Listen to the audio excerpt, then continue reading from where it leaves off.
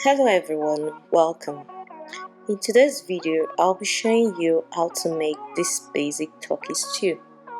This is one of the videos that I have in my archives, and so I decided that I was going to share it with you guys because presently I'm not filming in the kitchen and I have this to show. I have an old video of this stew, but this is an updated version. So let's get to it. Into a pot, add in your blended tomato and pepper mix. Check the description box below for a full list of this. While that is boiling away, let's cook the meat. Into the prepped washed meat, add in your red onion. Add in the spices. Also, check the description box below and see a full list of the spice mix that I used.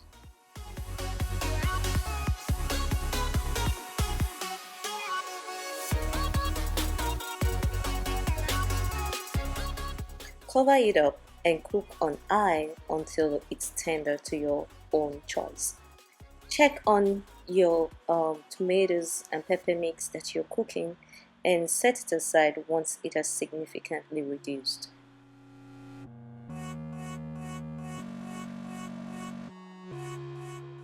Once the meat is tender to your level of choice,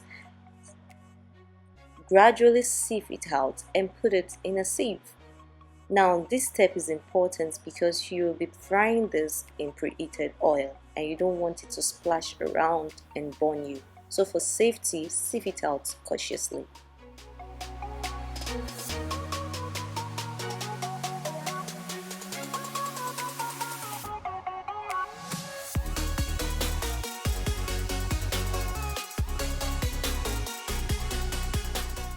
Once you've taken out all the meat and sieved out, evenly brown them in a preheated oil.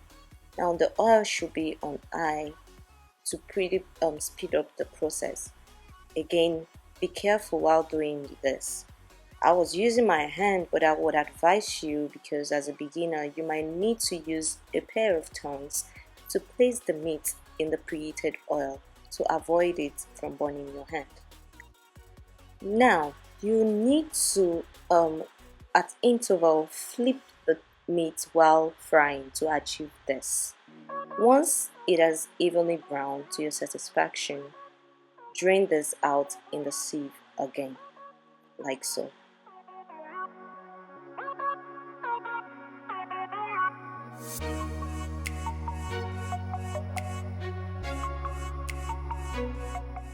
Into that preheated oil, add in your onion and fry until translucent.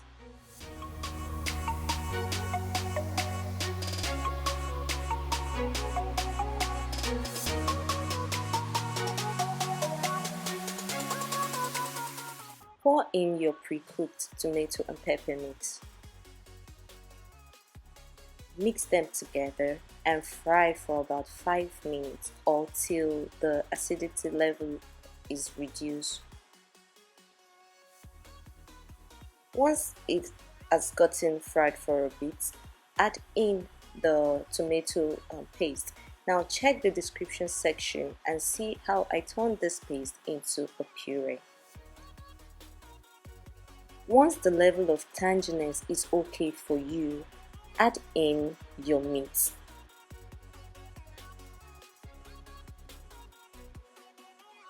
Of course, you need to test the tomato mix for you to know if the tanginess is okay. Give it a gentle stir like so. Top the whole contents of the pot with meat stock that you had from cooking the meat. The thinning process now, it's totally dependent on how you want it. I love mine to be thick and not runny, so I do not add a lot of stock in it. Also, if your stock is well seasoned, you would not really need to add any more spice. So I didn't need to add mine, I just tasted it and it was okay. But if not, you could start adding a bit of salt to it and see how it pans out.